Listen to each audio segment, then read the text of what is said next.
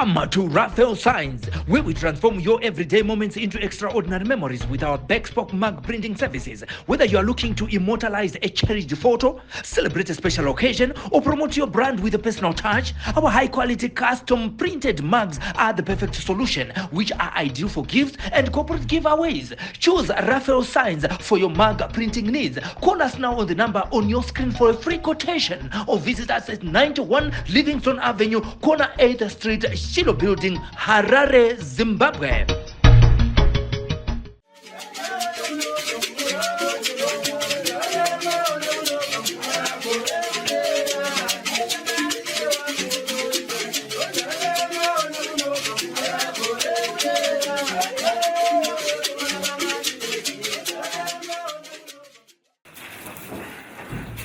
Muldan. Anzi mulilete na sekulu.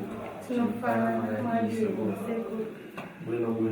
Muldan kama chokeni. Anzi kuliseba mava. Chabwino. Wachita bwino nsikana kubwera kukuno. Akambuya pana. Ndakati manda ama yako. Ndiano yenyewe. Takabidi kwa 3 sana utango wachakazu akaita extend na baba vafu kwa sala imini saka mambo kwa sala wachita ushu saka takamu sala chivi tu iyanzodzi yangu Molo ngachete mwana ushu ndinganyide papandisi uzi mama vanobvura vakataura Auziya ndokutoziva kuti uyu ana baba vake vana baba vake. Nyaya chinoonetsa kuti yakambobuda chinzi bamunini vangu ibogwe mwana uyu singazivi kuti chokwadi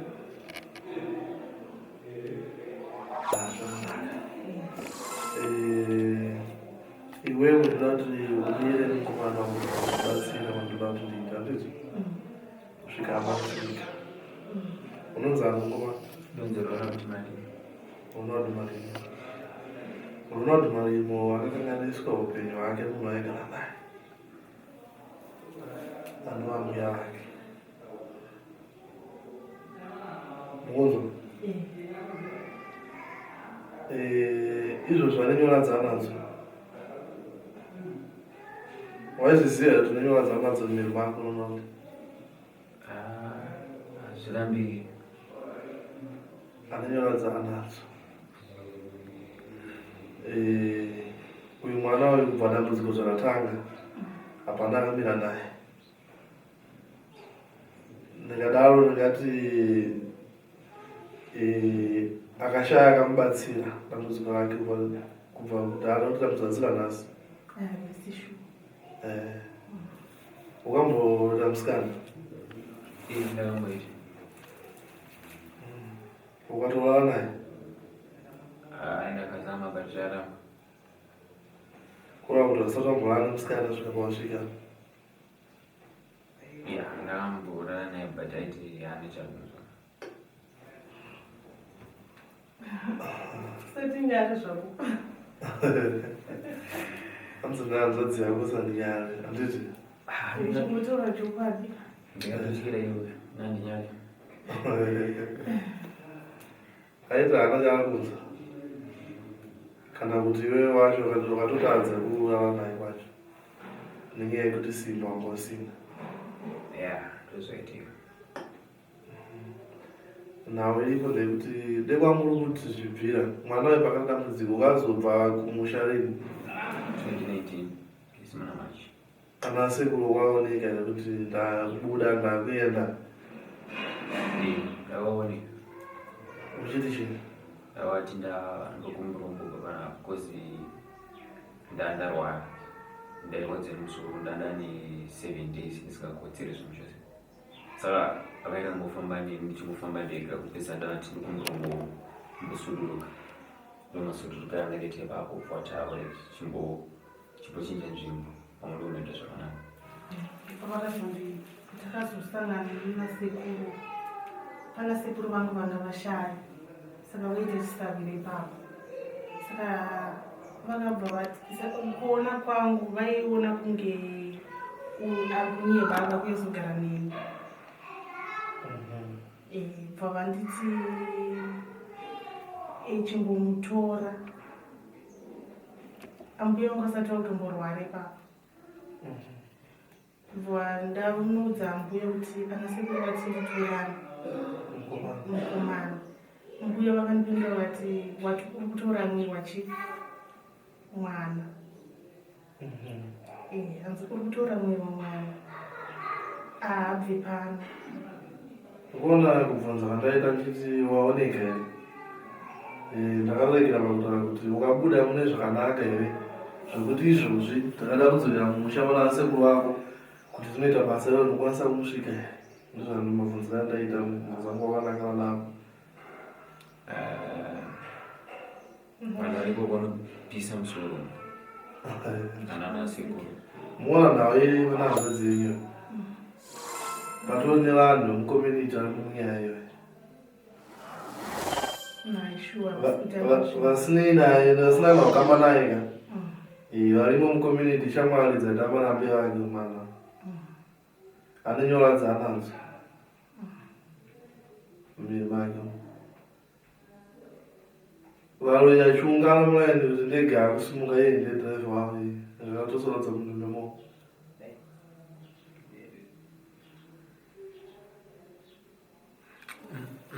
Mamuchiti pane zvamakambodzwa? Pane patakamboenda. Ndizvozvo Matauriro aringoitika wayo. Makanzwa kuti chii? Vakati pane mhepo dzakasiyana siyana dzakasiwa pauri. Zvese zvavanoda vanoitira pauri. Ende vanhu vacho vamwe vacho vavakidzana. Panda ndichingotaura kuti akamboinonorana ndokakazonzi kwaakagerwa here. But iye ndichimubvunza pakatanga ndazvinzwa nemakuhwa ndakamubvunza akatadza kusheya neni tasati ainogara tese but akatadza kusheya neni kuti andiudzisise zvaitika. Vari kutenda sekuri kuti chokwadi kuti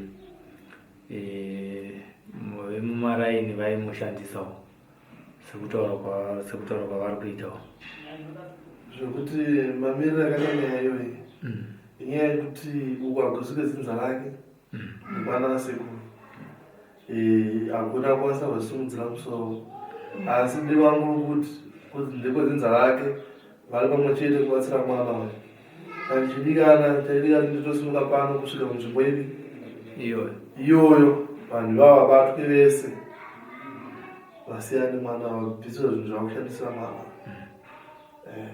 nokuti vatone zviripo hazvirevo kuti uyu haaite bonde akutoshandiswa kuita bonde zvisakarurama zvikuita iye kuti aite musikana hazvifaniri kutoita kuti aite musikana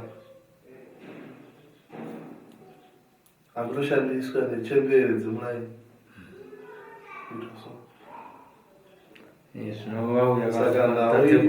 kuti vazobatsirwa voitwa sei. Saka nawo iripo ndekuti zvakaoma kudaro ndichaita zviri mukomana ati zvakanaka ndosaka ndakati panodikana hama yake inge iripo asi hama yake yauya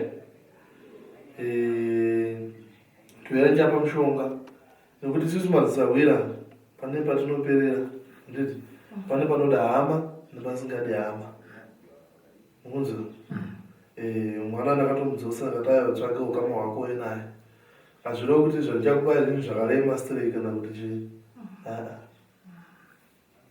mushonga ndoda kuti mumudire mumugezi zvimwe zvese ndichazoita ndega mazvinzwa haasi munhu anofaririka akaenda paaenda so panguva iyoyo vanongoita kunge atambirwawo panguva ipi iyoyo zuva rechiviri rechitatu so hachafaririke nevanhu chirenini pane pamwe kuti ndogona kuti nandichadi ndaneta ndisingazozivi zvichibvepi iwo nhau yako nchazvibata asi pane zvinosorombotiriengomana patone nhau dziripo zvokuti anga iri nguva ndada kukupa igirazi mese mupinde mugirazi muone zvandati muone mabva imomo ndoenda kuendera mberi basa renyu. Handiri kuitira munhu zvinhu zvokuti ndinenge ndichimuudza ndini. Ndoda zvinhu zvokuti uone nemaziso kuti hazvishuva zvotaura sekuzvinhu ndazviona. Movha imomo yemugirazi mouya ndichikubatsira isolution kuti tokunda sei. sekuru vari kuti dai yanga iri nguva hameno kuti mune nguva yacho here. Pamwe ndaenda pamberi penyu sekuru ndikubvunzira ivo here kuti imimi iyo kuti vane nguva here kuti vagone kupinda mugirazi. kana vapinda mugirazi, girazi unoda 2 hours. Handiti saka munozobva mugirazi taakuzofambira nyaya yemukomana kuti tange kumugeza nekudidi pamwe nayo inenge akutopera mangwana. Asi panapa pekurara palipo, pane madzimai aripo, kune vamwe vazukuru vamwe vazukuru vari pano. Vakadzi ane dzimba dzavo, varume ane dzimba dzavo. Chikafu chinobikwa hachitengeswe. Handiti chikafu chinopiwa panapa chiripo. Anenge ada kutaura musekuru. Hawanjo dzangu apararwa make murume wanodziya musoro aiwa kutaura naye isi totauye saka ndinotaura naye anonzwisisa. Ndosaka ndati kana iri nguva munokwanisa musaita nezvinhu zvinoenda kumba. Handiti mozodzoka futi kuno sekumusha paro achigadzira futi murume. Aiwa kutaura naye tiite zvinhu zviri straight. Mozivisa murume wenyu kana akutenderai moita mopinda mugirazi. Kana baba waramba ndibaba mufana kuteerera zvatora nababa. Handiti asi kuramba kwababa hazvide kuti mukomana atimubatsire. Girazi handa kutokupai nyengo kuti muone chete zvinhu zvikuitika musanganisira nemimwe matambudziko enyu. Girazi rakanakira ndezvekuti makapinda izvozvi muchitarisa nhau yemukomana. Handiti munokwanisa kubvunza kutoona zvimwe zvinhu zvakaitika futi kumashure. Kuti kunhengi amai kana ndiani akashaka asina tsarukano. Chii chakaitika munokwanisa kuona. Saka pagirazi ndounobvunza zvakuda kuona. Handiti ukada kutobvunza kuti munhu akabirwa nyangwe chingava chii chakabirwa nyangwe gori ripi kuti ndiani akatora. Dzingava hama dzakatsakatika. Vamwe vanotiza ulo ihwoso ungobuda pamba haoneke weienda moshadza zati munhu iye ari kupi. Kana nefoni yake haichabatika utadza zati munhu mupenyu here, munhu akafa here. Pagirazi kopaya panobuda zvese. Saka girazi kana mapinda mukana wokubvunza zvakawanda zvakasiyana nenyaya yemafambira. Makapedza kuona zvamafambira mutanga tobvunza zvimwewo zvemagariro enyu matambudziko enyu ekumba. Ndo zvakanakira girazi naye. Ngobvunzirawo pane vamwe vazukuru vari kuona pachivhitivhiti patiri kurekodha. Saka kana uchitotaura pagirazi unogona kutopindurana nemunhu. Girazi kana vachitotaura uchikupa girazi zvinosiyana vanhu. Zvinofanana pakuona chaipo. Mumwe munhu anoda kutadza unatsoona zvakanaka.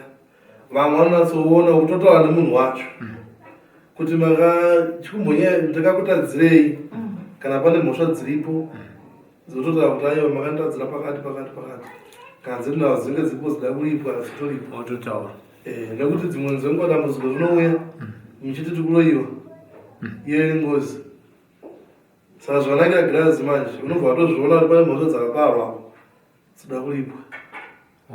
Ndo zvakanakira girazi. Saka girazi ndozvekuti setutavanaita kuti kune dzimwe vamwe vanhu dzimwe mhuri dzekuti hauchaziva kuti mukoma ari kupi mupenyu here. Mumwe anobuda nebasa kuti ari kumboenda kuSouth Africa ndokuenda kunohodha kana kuti ndiri kunofambira nhau dzakati atooneka pamba Achadzoka. munhu iye kuenda ndokuenda mutadza kuziva kuti munhu yari kupi.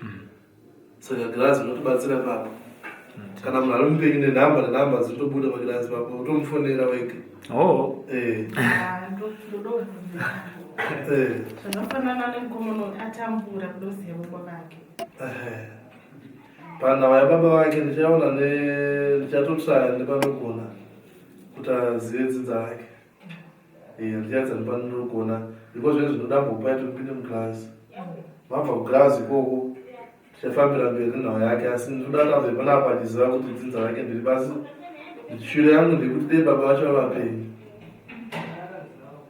Nekuti kana kuri kuti vakaparara hakuna munhu anozogona kuzvinzwisisa asi mazuva ano zvareruka ndinayo madini kuti akasvika achitsanangura kuti nini ndiri mwana wanhengi so mhuri iyoyo inokwanisa kuita nayo madini mazvinzwa ndo nawo iripo pana nomubvunze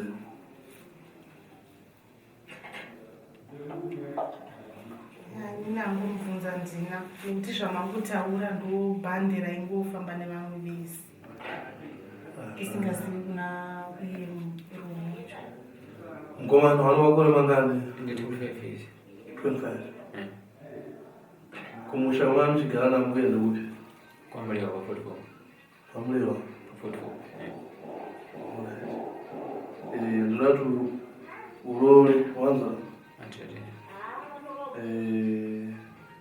inini ndaona chichemo chako chokapa ndakasaga kubatsira mazvinzo kubhadharisa ndikusadza mukubatsira kuti iwozo ufare muupenyu hwako wane mhuri yako uchita kuzondiona panapa kamwana kati famba paseji zvinotifadza izvozvo mazvinzo nekuti iko zvine zvinhu wokuti unomuudza pasina siso ako hapana munhu anokwanisa kuti akubatsire padambudziko nekuti dambudziko nauya dzimwe dzenguva anenge chida mari zvo zvakatokuomera ende ini ndikitarisana hangu ndatoona zvisva kuti sekuti apa ndaita tondeminyama chaivo iko zvine zvikuti utsvage basa papa ushande basa rokubhadhara kuti uye undibhadhare panapa iwo ndirambira izvozvo saka izvozvo ndazviita zvibva pasi pemwoyo wangu kuti ndoda kukubatsira mazvinzwa kana wakuba mishonga mimwe mishonga inovava mimwe mishongawo haivave uchiishandisa mishonga sekuudza unenge waita ndizvi aiwa ndinotenda muzungu wangu saka ndakushonga kuti mupinde mugirasi izvozvo handizvi zvakanaka. Come to Raphael Signs, where we transform your everyday moments into extraordinary memories with our Backspoke mug printing services. Whether you are looking to immortalize a cherished photo, celebrate a special occasion, or promote your brand with a personal touch, our high-quality custom printed mugs are the perfect solution, which are ideal for gifts and corporate giveaways. Choose Raphael Signs for your mug printing needs. Call us now on the number on your screen for a free quotation, or visit us at 91 Livingston Avenue, corner 8th Street, Shilo Building, Harare, Zimbabwe.